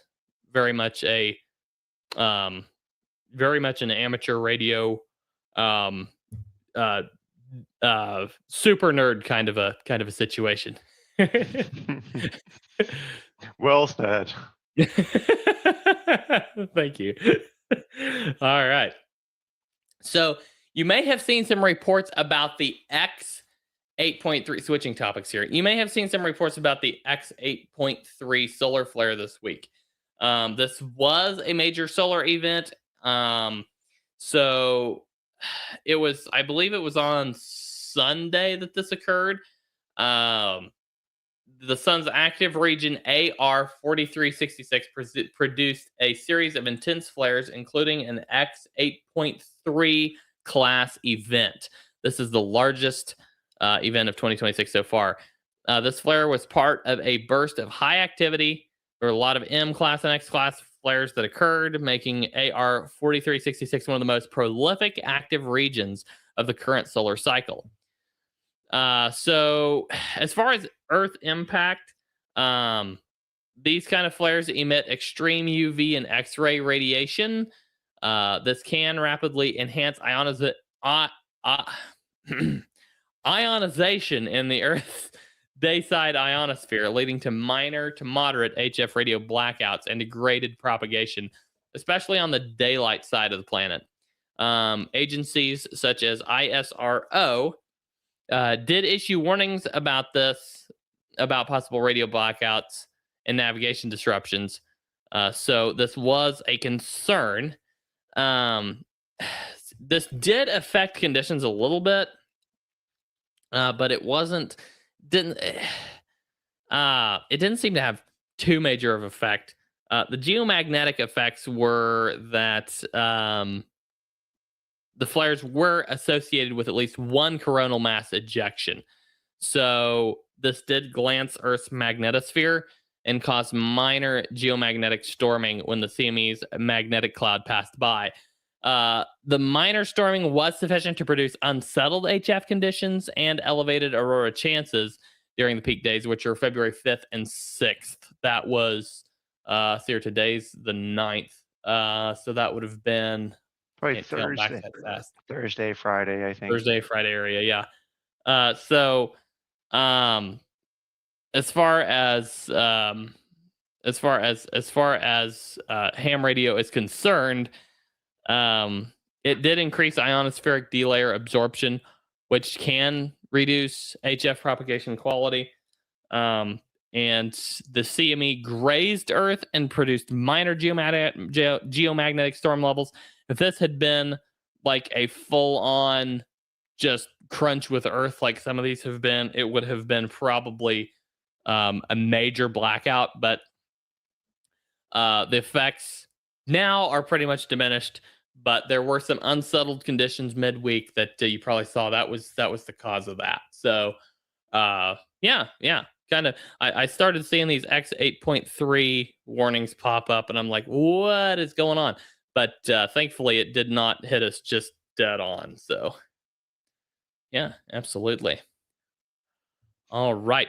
We have a few minutes left. I'm going to run through the comments real quick, and then we'll dive into our propagation forecast. James, did you have any more comments queued up yet?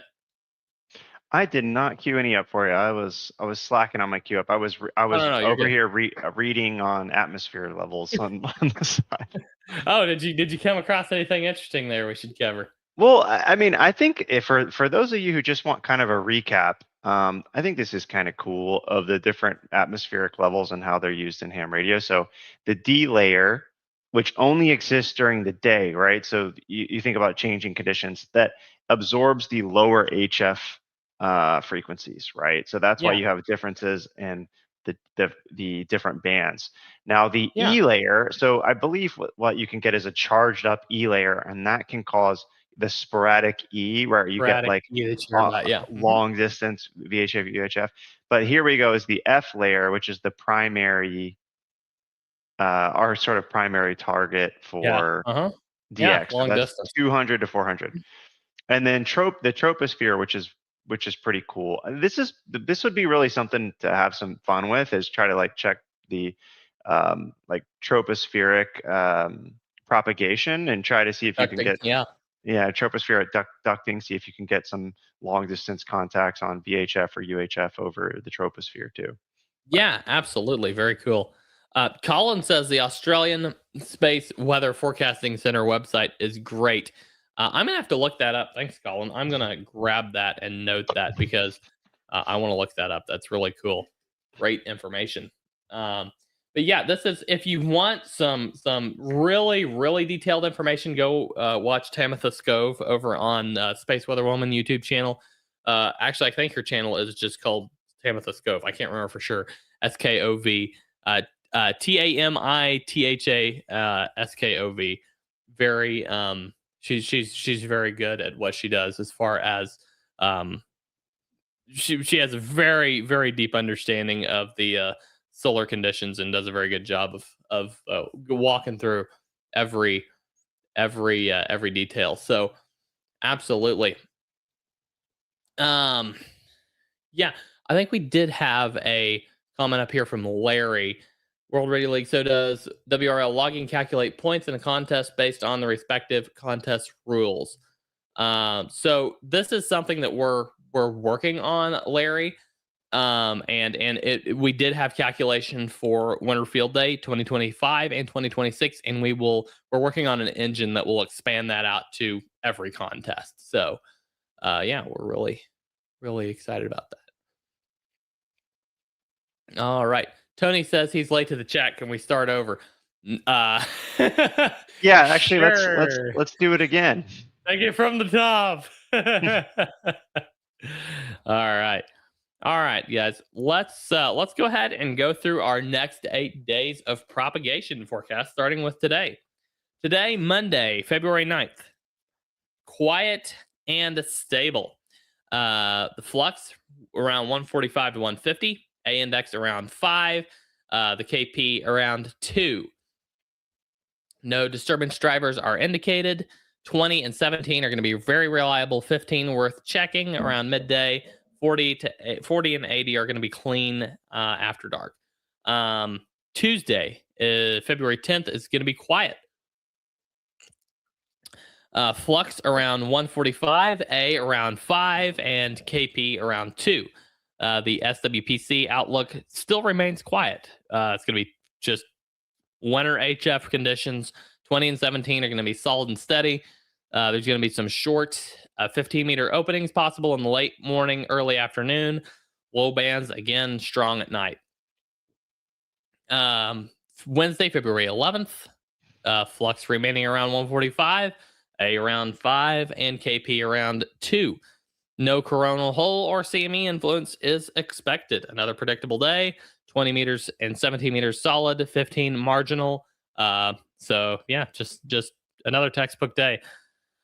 Thursday's where we're going to start seeing a little bit of shakeup. Flux is going to be around 140 to 145, A index around 8, KP around 3 later in the day. It's going to be possibly a weak high-speed stream influence late in the day.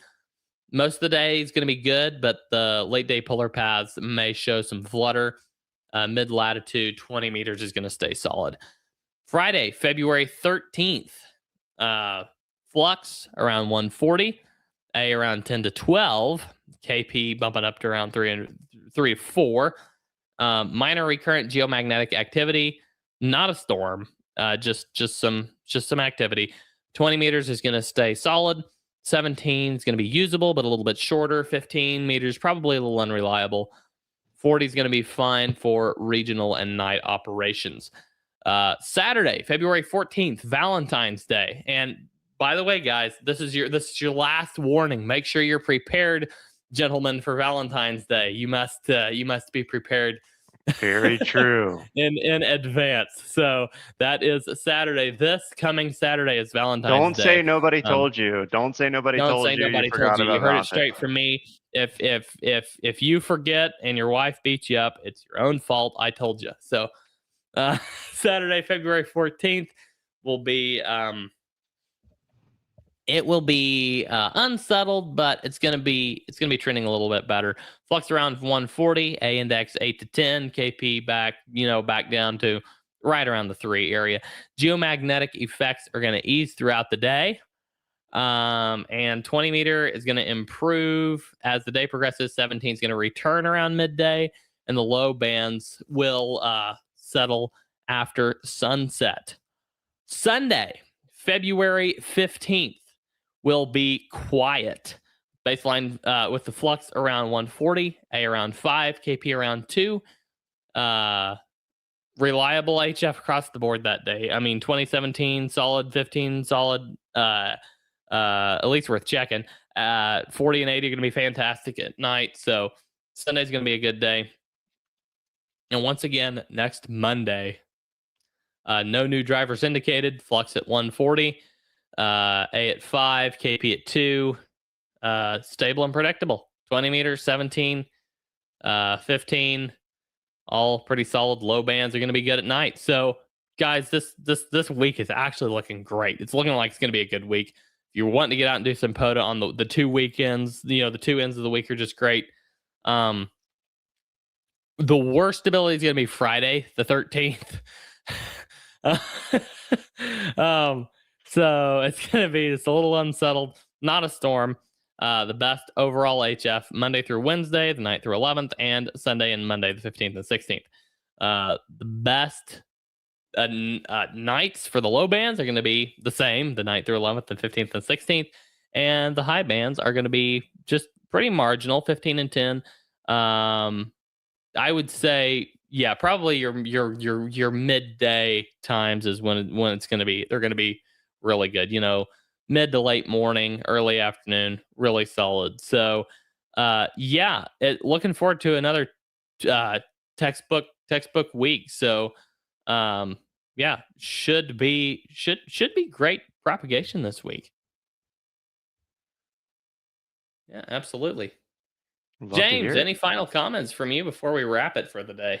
My final comments are I'm going to be packing up for Hamcation and heading down there on Thursday. And so I am looking forward to seeing everybody at Hamcation, shaking some hands, and make sure to come get your founding member pin if you're a founding member, and come shake our hand, let us know what you want to see, and just hang out with us a little bit. So we're shaking hands and kissing babies. You'll be Exactly. running for office down there. All right, fantastic. Oh, well, cool kind of thing is the special event station is going to be using World Radio League. Yeah, So they'll have World Radio League up on a absolutely. display. Up on the big that'll screen. be pretty cool. Yeah. Caleb just showed up. Hey, Caleb. Sorry, we're just wrapping. So yeah, I'm to be honest, I'm super excited about Dayton. It's the first major Hamfest I'll have gone to. First time I'll have met most of you guys, including James, in person. So I'm really, really excited about Dayton. So, yeah, Terry, that's exactly right. But yeah,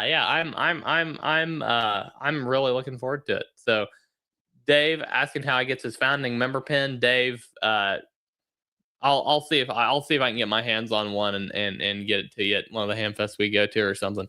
But yeah, yeah, absolutely. Look for James, Jim, and Valentina and all the volunteers down at Hamcation, and then prepare yourselves for a fantastic Hamvention coming later this year. So looking forward to it, guys. Thank you all so much. Thank you, James, for once again joining the show and making all the screen shares and comments tick in the background there. I really, really appreciate it, and thank you very much. Glad to see every one of you who joined us to watch the stream. Shout out to Catalina. She should be back probably next week unless something comes up. But yeah, great to see everyone out there. 7-3. I hope you have a fantastic week, and we'll catch you next week for the World Radio League show. I'm Andy, November 0 Alpha Papa X-Ray. And I'm James, N0WRL.